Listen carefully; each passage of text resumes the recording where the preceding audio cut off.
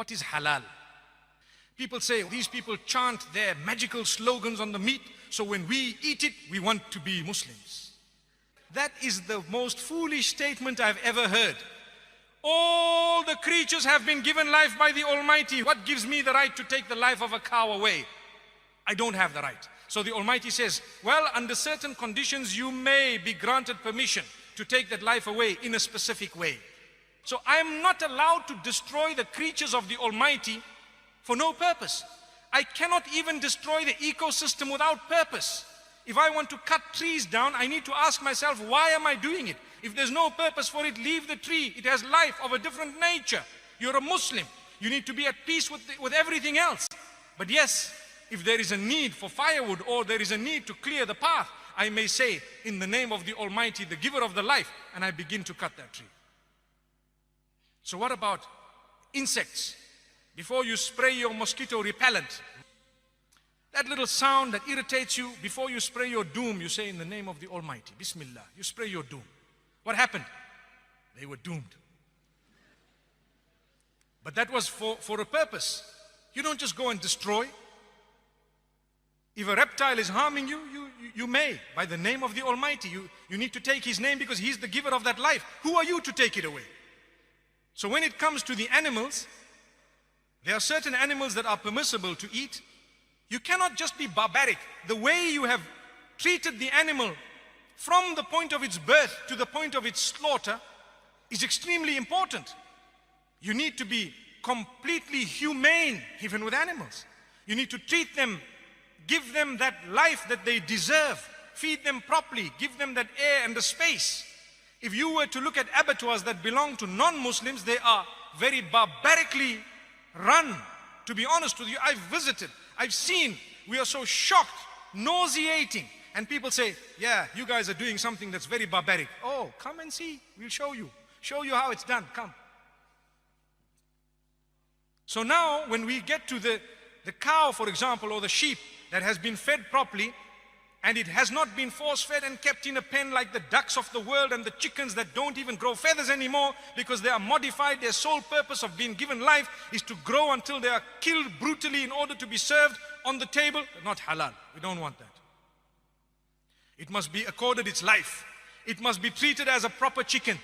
It must be treated as an animal, a bird, whatever it is. It must be fed properly. And at the same time, you bring it to the pen.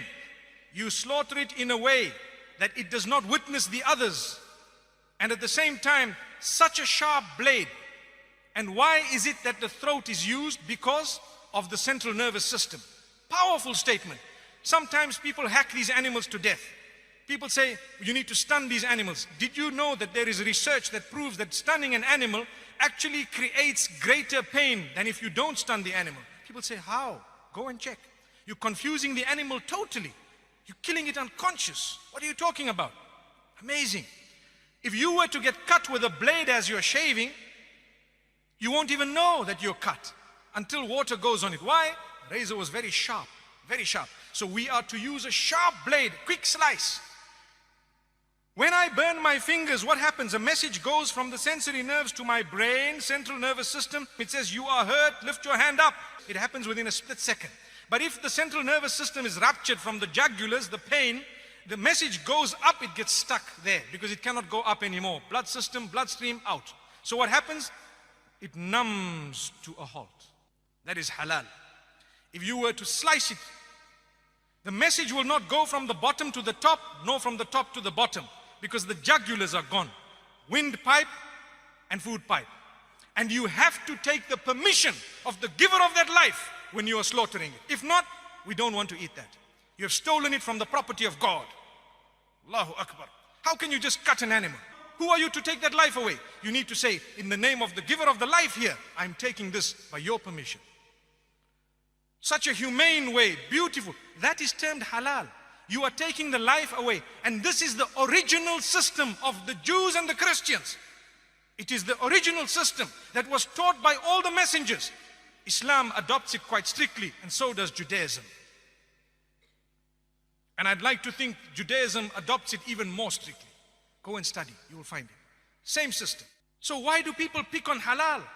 It in fact is the most humane way.